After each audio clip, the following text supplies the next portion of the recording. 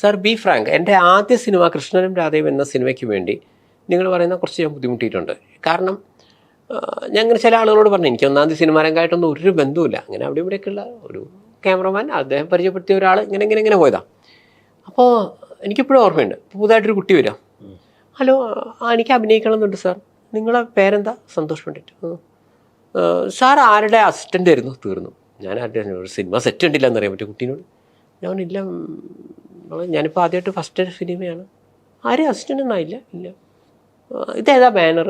ഞാൻ ശ്രീകൃഷ്ണ ഫിലിംസ്, എൻ്റെ ബാനറാ. ഈ ബാനർ വേറെ ഏതെങ്കിലും പടം ചെയ്തിട്ടുണ്ടോ? ഇല്ല. നിങ്ങൾ ഏതെങ്കിലും സിനിമ മുമ്പ് ചെയ്തിട്ടുണ്ടോ? ഷോർട്ട് ഫിലിം എങ്കിലും ചെയ്തിട്ടുണ്ടോ? ഇല്ല. ഒരാളെ ഞാൻ കൺവിൻസ് ചെയ്യുന്ന ഇതിലോ എല്ലാം ഇല്ല എന്നാണ്.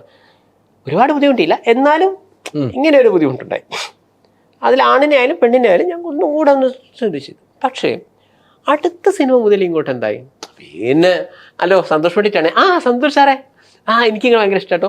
അല്ലെങ്കിൽ നിങ്ങൾ എന്നാണ് ഇൻ്റർവ്യൂ കണ്ടു, അല്ലെങ്കിൽ നിങ്ങൾ അന്ന് മലയാളി ഹൗസ് 2011 വന്നു, സൂര്യ ടി വിയുടെ. മലയാളി ഹൗസ് ഞാൻ സ്ഥിരം കാണുന്നിട്ട്, അയ്യോ നിങ്ങൾ ഔട്ടായപ്പോൾ എനിക്ക് വിഷമം തോന്നി, അല്ലെങ്കിൽ ഇങ്ങനെ സംതിങ്. അതല്ലെങ്കിൽ അവർ പറയും നിങ്ങളെ മറ്റേ സോങ് നന്നായിരുന്നു കേട്ടോ, അല്ലെങ്കിൽ നിങ്ങളെ ഫേസ്ബുക്കിൽ ഞാൻ ഉണ്ട് കേട്ടോ എന്നൊക്കെ പറയും. അപ്പോൾ ഇപ്പോൾ ഈ ആതിരയുടെ മകൾ അഞ്ജലിയൊക്കെ എത്തുമ്പോഴേക്കും എനിക്കൊരു രാജപാതയിലൂടെ, ഇപ്പം നിങ്ങൾ നേരത്തെ ഞാൻ പറഞ്ഞ രാജപാതയിലൂടെ നടക്കുന്നതുകൊണ്ടാണ്. ഇപ്പം നേരെ തിരിച്ചാണ് ഫേസ്ബുക്കിലൊക്കെ സന്തോഷാറ്. അപ്പോൾ ഇന്ന് പോലും കുറേ പേര് ഫോട്ടോ ഇട്ട് വന്നിട്ട് സന്തോഷാറെ എനിക്ക് പറ്റിയ വല്ലതുകൊണ്ടെങ്കിൽ പറയട്ടോ. അപ്പം നമുക്ക് ഇപ്പം നിലവിലുള്ളതിൽ നിന്നൊന്ന് തിരഞ്ഞെടുക്കുകയാണുള്ളതിലേക്ക് എത്തി. അതെ അത് വന്നു. പിന്നെ രണ്ടാമത്തെ കാര്യം, നിങ്ങളിപ്പോൾ 50 വർഷമായി സിനിമയിലുണ്ടെങ്കിലും ഇപ്പോൾ പുതുതായിട്ടൊരാൾ വരുമ്പോൾ സത്യമായിട്ടും നിങ്ങളൊരു ഡയറക്ടറാണെങ്കിൽ അവർ നിങ്ങളിൽ നിന്ന് പഠിക്കും. കാരണം നമുക്ക് പുറമേ നിന്ന് കണ്ടുപിടിച്ചിട്ടുണ്ട്. അപ്പോൾ എന്നോട് എൻ്റെ വർക്കിൽ വന്നൊരു കുട്ടി പറയാം, സാർ എനിക്കൊരു നമ്മളതൊരു പുറമേ നിന്നൊക്കെ കണ്ടിട്ടുണ്ട്, എന്നാലും അപ്പം ഞാൻ എന്നെ സാറെ ഫിക്സ് ചെയ്തപ്പോൾ ഞാൻ ഫസ്റ്റ് തന്നെ വിളിച്ച സന്തോഷ് സാറിൻ്റെ കഴിഞ്ഞ സിനിമയിലെ നായികയാണ് കുട്ടി പറയും. എന്നോട് ഫ്രാങ്കായിട്ട് പറയും.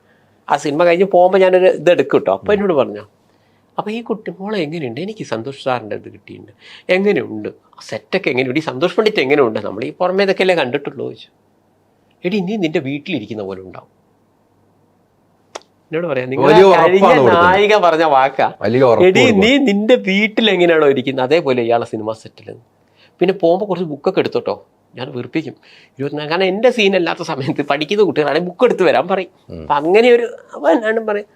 ഞാൻ പറഞ്ഞു ശരിയല്ലേ, ഒരു ദിവസം 4 സീൻ എടുക്കുന്നെങ്കിൽ 2 സീനിൽ കുട്ടി ഉണ്ടാവും, 2 സീനിൽ കുട്ടി ഇല്ല. അപ്പോൾ ഈ കുട്ടികൾ എന്ത് ചെയ്യും? Facebook live. എനിക്കിതൊക്കെ കാണും. ഞാൻ പറഞ്ഞേ അടുത്ത സീനിൻ്റെ നോക്കി സന്തോഷേട്ടാ എന്തിനാ പഠിക്കുന്നത്? +2 അല്ലെങ്കിൽ ഡിഗ്രി, അധികം പഠിക്കുന്ന കുട്ടികളായിരിക്കും. ഞാൻ പറയും നിങ്ങൾക്ക് ആ ബുക്ക് എന്തെങ്കിലും എടുത്ത് നോക്കിക്കൂടെ, നിനക്ക് ആ സമയത്ത് പ്രൊജക്റ്റ് വാങ്ങിക്കൂടെ? കാരണം ചിലപ്പോൾ 10 മണി രാവിലെ കഴിഞ്ഞാൽ പിന്നെ 4 മണിയായിരിക്കും. ഈ കുട്ടിക്ക് തിരിച്ചു പോകാനും പറ്റൂല. അങ്ങനെ തന്നെ ഈ 10 മുതൽ 4 മണി ഒരു മനുഷ്യൻ വെറുതെ വെക്കണം. ഒരു പെൺകുട്ടീനോട് വെച്ചു, ഈ രാവിലെ സമയത്ത് ആരെയും പഠിക്കുമോ? ഞാൻ പറഞ്ഞു എന്തേ രാവിലെ പഠിച്ച എന്തേ ആകുമോ? അല്ല അതല്ല. ഞാൻ പറഞ്ഞു ഒരു പ്രശ്നമില്ല, രാവിലെ പഠിക്കാം, മര്യാദ ഇരുന്ന് പഠിച്ചു പറഞ്ഞു. അപ്പോൾ അങ്ങനെ പിന്നെ എല്ലാവരും ഒരു 10-15 ആളെ ഉണ്ടാവും. ഞാൻ എപ്പോഴും ചോദിച്ച ഒറ്റ സർക്കിൾ, ഞാൻ വരുന്ന നായികയുടെ കൂട്ടുകാരിയായിട്ട് വരുന്നവനായാലും അപ്പം ചിലപ്പോൾ ഞങ്ങളെ സഹായിക്കാൻ ജസ്റ്റ് വരുന്ന ആൾക്കാരായാലും ഞാൻ എല്ലാവരോടും പറയുന്ന ഒരു കാര്യം, ഒരു ടീച്ചിങ് ഉണ്ട് ഫസ്റ്റ് തന്നെ. ഇവിടെ പ്രതിഫലത്തിൻ്റെ കാര്യത്തിൽ മാത്രമേ നമ്മൾ തമ്മിൽ ഡിഫറൻസ് ഉള്ളൂ. അത് ചിലപ്പോൾ നായികയ്ക്ക് 10,000 കൊടുക്കുന്നുണ്ടാവും, ഈ പുതിയ വ്യക്തിക്ക് 1000 500 മനുഷ്യൻ എന്ന രീതിയിൽ ഇവിടെ എല്ലാവരും ഒന്നാണ്. ഞാൻ പ്രതിഫലം കൊടുക്കുന്നതിൽ മാത്രമേ വ്യത്യാസമുള്ളൂ, ബാക്കിയുള്ള ഒരു കാര്യത്തിലും ഡിഫറൻസ് ഇല്ല. എല്ലാവരും ഒരേ ഭക്ഷണം കഴിക്കുന്നു, പരിഗണന എല്ലാവർക്കും ഒരുപോലെയാണ്. മനസ്സിലായില്ലേ? അല്ലാതെ ഞാനൊരു നായിക, ഞാനിതിലൊരു മെയിൻ വില്ലൻ കഥാപാത്രം, ഇങ്ങനെയൊന്നുമില്ല. ഞാൻ പറഞ്ഞു എല്ലാവരും ഒരേപോലെ. അതുകൊണ്ട് ഈ ഒരു കാര്യത്തിലും ഈ ഒരു ഡയലോഗ് പറഞ്ഞ് എൻ്റെ അടുത്തേക്ക് വരരുതെന്ന്. അല്ല ഓക്ക് ഇങ്ങനെ സാർ ഞാൻ നായിക ആയതുകൊണ്ട് എനിക്ക് വലിയ റൂം തരുമോ, എനിക്ക് AC തരുമോ, ഇങ്ങനെയൊന്നുമില്ല. അവിടെ വരുന്ന എല്ലാവർക്കും ഒരേ സന്തോഷ് പണ്ഡിറ്റും അങ്ങനെ തന്നെയാണ് യൂസ് ചെയ്യുന്നത്. അപ്പോൾ ഈ ഒരു എല്ലാവരും വേറെ ഒരു സെറ്റിൽ ചിലപ്പോൾ ഇവർക്ക് ശരിക്കും ബുദ്ധിമുട്ടാൻ സാധ്യതയുണ്ട്. കാരണം ഇങ്ങനെയല്ലല്ലോ വേറെ സെറ്റ് വരുന്നത്, അങ്ങനെ പ്രശ്നമുണ്ട്. അതേപോലെ ആണായാലും പെണ്ണായാലും ഞാൻ പറയുന്നത്, ഇവിടെ വെള്ളടി പുകവലി അങ്ങനത്തെയൊന്നുമില്ല. ഒരു കുട്ടി എന്നോട് പെൺകുട്ടി വെച്ച് സന്തോഷമായിട്ട് എന്നെ കണ്ടിട്ട് ഇപ്പോൾ ഞാൻ വെള്ളം അടിക്കുന്നതായിട്ടൊക്കെ തോന്നുന്നുണ്ടോ? ഞാൻ പറഞ്ഞാൽ നിന്നോടൊന്നല്ല, ഇവിടെ വരുന്ന ആണുങ്ങളോടും പെണ്ണുങ്ങളോടും മേക്കപ്പ് മാനോ ക്യാമറമാനോ എല്ലാവരോടും പറയുന്നത് തന്നെയാണ് നിന്നോടും പറഞ്ഞത്. കാരണം എനിക്ക് വെള്ളടിയില്ല. അപ്പോൾ ഈ സ്മെല്ല് സഹിക്കാന്നൊക്കെ പറഞ്ഞാൽ ബുദ്ധിമുട്ടാണ്. അവരവരെ പൈസയ്ക്കാണ് കഴിക്കുന്നത്. ഞാൻ പറഞ്ഞ രാവിലെ 7 മുതൽ രാത്രി 9 മണി വരെ നടക്കൂല. പിന്നെന്താണ്, അവനവൻ്റെ വർക്ക് കഴിഞ്ഞ ഉടനെ പോകണം.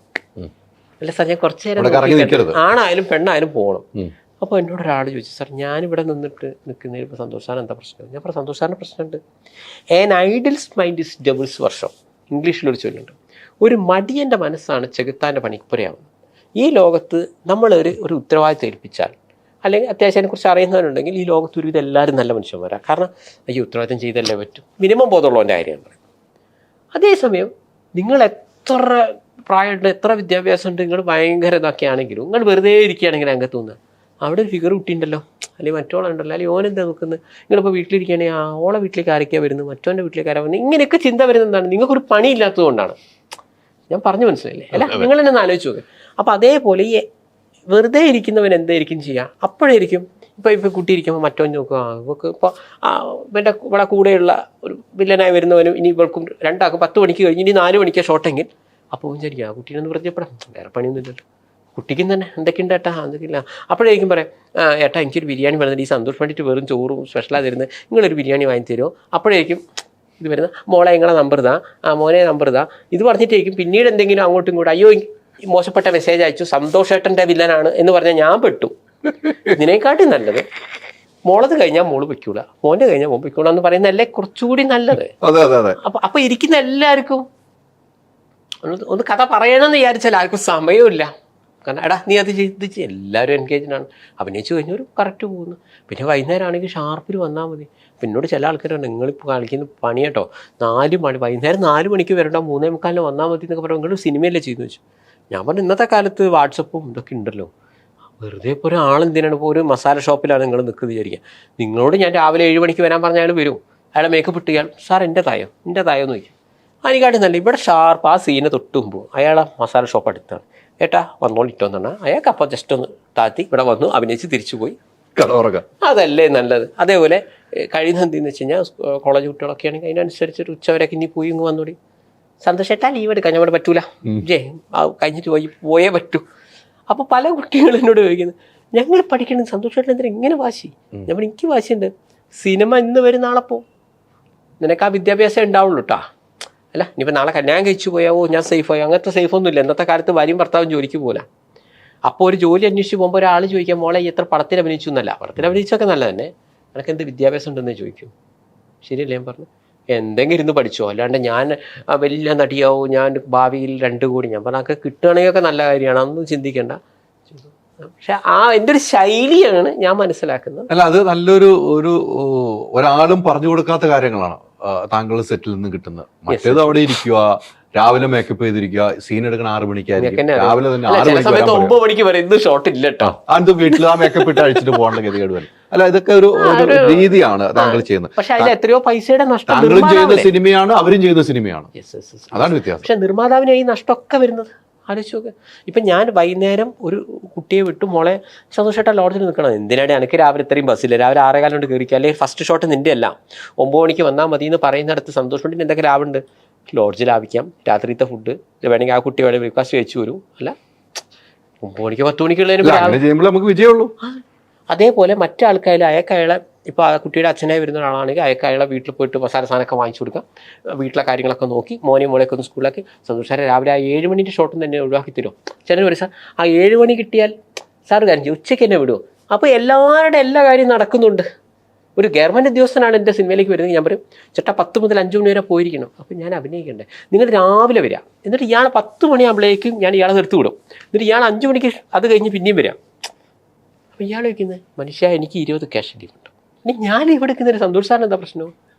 ഞാൻ പറയും എനിക്ക് പ്രശ്നമുണ്ട്, നിങ്ങളെ നോക്കിയിട്ട് അവിടെ ഒരുത്തം വരുമ്പോൾ നിങ്ങളെ കണ്ടില്ലെങ്കിൽ ഇൻഡയറക്റ്റ്ലി എനിക്കാണ് അതിൻ്റെ ഇത് വരുന്നത്. സന്തോഷ പടത്തിൽ അഭിനയിക്കാൻ പോയപ്പോ അങ്ങനെയല്ല പറയണോ?